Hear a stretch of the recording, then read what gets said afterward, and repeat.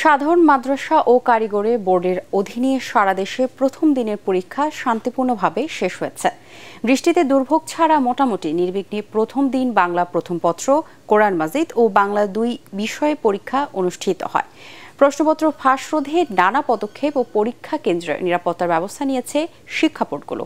আমাদের প্রতিনিধিদের পাঠানো তথ্য ও ছবি নিয়ে আরও জানাচ্ছেন জাহিদুল আলম।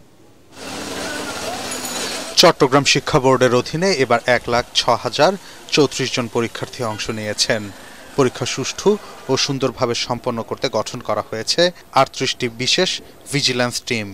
এদিকে চট্টগ্রামে গত রাত থেকে থেমে থেমে বৃষ্টি হওয়ায় নগরীর নিচু এলাকাগুলোতে জলজটের সৃষ্টি হয়েছে।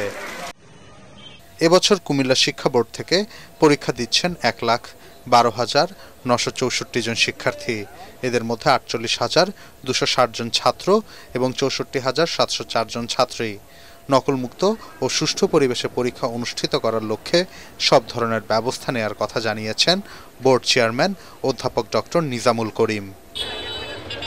রাজশাহী শিক্ষা বোর্ড থেকে এবছর এইচএসসি পরীক্ষায় অংশ নিয়েছেন ১,৩৮,১৫৭ জন শিক্ষার্থী।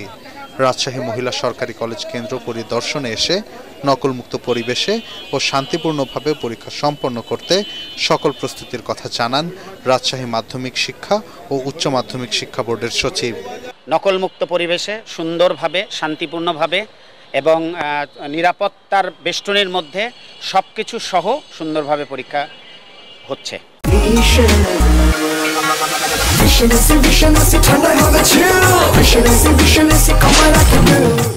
যশোরে ২৩০টি কেন্দ্রে ৫৭৪টি শিক্ষা প্রতিষ্ঠানের ১,২৪,১৪৮ জন পরীক্ষার্থী অংশ নিয়েছেন। এবারের পরীক্ষায় এই শিক্ষা বোর্ডের ৯৯ জন বিশেষ চাহিদা সম্পন্ন পরীক্ষার্থী পাচ্ছেন অতিরিক্ত সময় ও শ্রুতিলেখক।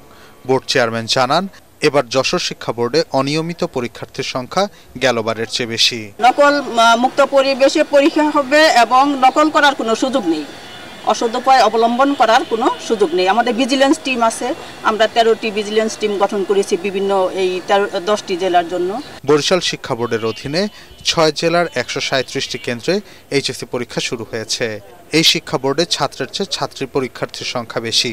শান্তিপূর্ণভাবে পরীক্ষা আয়োজনে এই শিক্ষা বোর্ডে ৩৫টি স্পেশাল টিম ও প্রতিটি জেলায় ৩টি করে টিম পরীক্ষা তদারকি করবে।